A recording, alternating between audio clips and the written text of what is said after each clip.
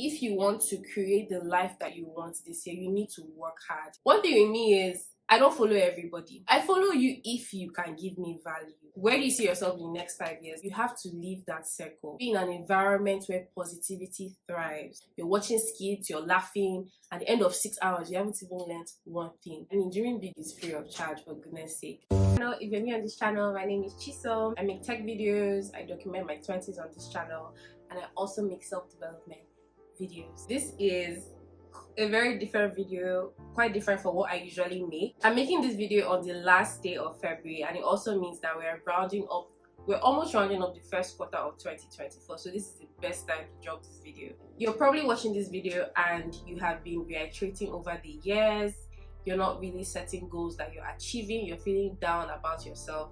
This video is going to give you several tips and personal experiences that I have used to navigate my year and actually create the kind of life that I want. So if you're interested, please continue watching to the end. Now, the first thing that I would tell someone if they want to create the life that they want is having a vision. Where do you see yourself in the next 5 years? This question can be very annoying, but to be very honest with you, it's best that you have a plan. What do you see yourself doing? Where do you see yourself working? Where do you see yourself living in?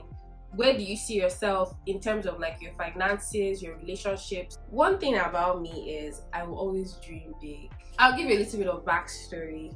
When I was in school, that was in 2019, that was 5 years from this year. I was going for lectures, I was in my hostel, I was living just a regular student life. But each time I wake up, I will always imagine myself being in a very lovely office, getting set to go for work, living in my own apartment, and just being like a very cute 9-to-5 girl. That is what I had in my head, honestly. At that time, the things look as if I would accomplish that in the nearest like 2-3 years. No, it did not. I was still dreaming about those things. At this point, I'm doing those things and more. So when you envision where exactly that you want to be, that acts as an encouragement to whatever you're doing. If you're facing challenges, you're saying, oh, no matter what's happening to me now, this is where I see myself and I'm going to definitely work towards it. Knowing exactly what God has said about you. God has said that you prosper. God has said that you have in abundance. God has said that He will bless the works of your hands. So if you keep manifesting and affirming those words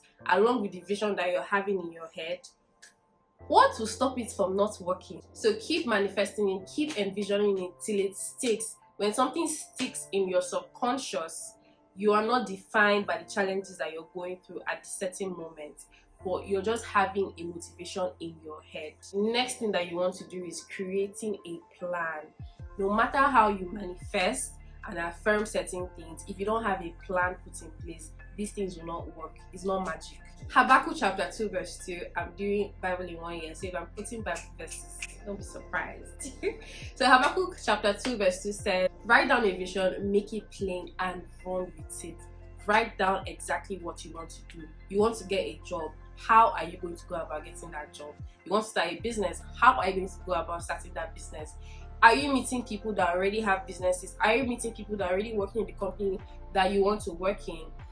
What steps are you taking to get to that point in life that you want to be? So not just writing it down and saying, oh, this is what I'm going to do. Have actionable plans. I will call this person. I will take this course. I would learn these new skills. What I'm trying this year is I'm trying to plan my goals quarterly. The whole year has 4 quarters. So I know that in those 4 chunks, I'm doing something or I'm starting new projects. So plan quarterly goals. By Q1, this is what I want to achieve. By Q2, this is what I want to achieve. And by Q3, I should be rounding up my goals for the year. Other things that you can try is having accountability partners, people that can cross-check, or people that you can call and say, okay, this is what I said I want to do and this is where I'm at now. My next point is when you've envisioned everything in your head, when you've created a plan, this is now time to start working. The Bible says faith without work is dead.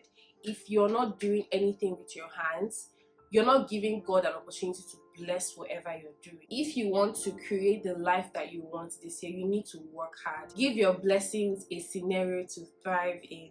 If you're asking God for more capacity to build your business, are you doing the things that a big business would do? If you want to learn a tech skill, are you investing time in whatever that you're learning? Try to improve on yourself by 1% and make consistent growth. So what I do is I have my yearly goals. if I'm meant to do something that I want to see happen towards the end of the year, each day I am constantly building on it. I'm currently reading the Bible for 1 year today, and I know that if I'm reading the Bible for 1 year, I need to read a particular amount of chapters in a day that will help me reach that goal. I want to go to the gym, burn some calories, lose some weight. I know that there's a certain amount of calories I need to burn in order to lose the kg I need to lose in a month. Like this year, I want to learn a lot of technologies. I want to learn a lot of tools. Each day, I'm like, okay, this is what I want to learn. I get a YouTube video, I get a course, I do that for a week, and I'm done with that. I move over to the next thing. Small drops of water is what makes a bucket fill up. It doesn't depend on the amount of time it takes. Just know that those consistent efforts that you're putting in would give you the progress that you're looking for. So always focus on consistency when you're trying to work hard towards a particular goal. Now, when you've had the vision in your head, when you've created a plan, when you've started working hard, this is the time to check the things that are around you. Surround yourself with friends that are like-minded.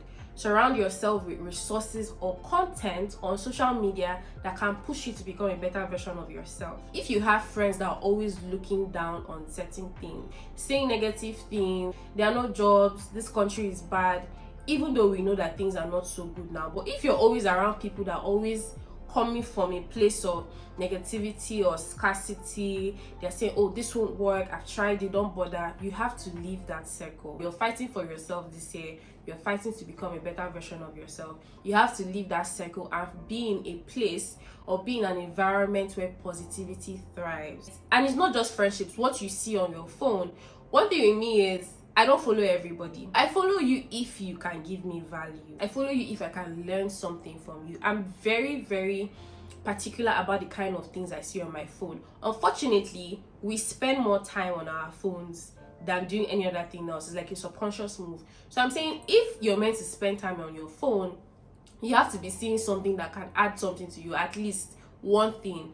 You cannot spend your time doom scrolling on TikTok or Instagram or Twitter.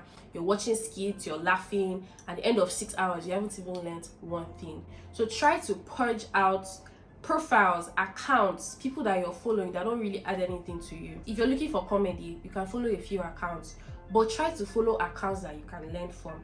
Try to be on your phone and still be learning, even if you're just on social media. Just check your surrounding and make sure that everything you're consuming is adding to you and not subtracting from you. Build friendships that build you. Purge your social media of anything that's going to deter you from growing. The next point is, you have to start thinking from a place of abundance and not scarcity. You have to start focusing on what you have at the moment and not what you would have.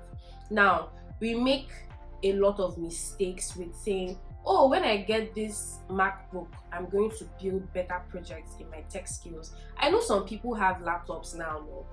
But because they've seen other people that have MacBooks, people that have most likely worked for those MacBooks, they're like, this my laptop won't do the job, I need to wait for a MacBook. No, you need to focus on what you have at the moment. I'll give myself, for instance, when I wanted to start YouTube, I was thinking of getting a camera, and I knew that would take some time because I needed like a good camera. I wanted to like invest in a high quality camera, and I would have just waited until I had money for the camera. But I started with my iPhone 11, and today I have released over 60 videos. I'm even currently filming with an iPhone 12.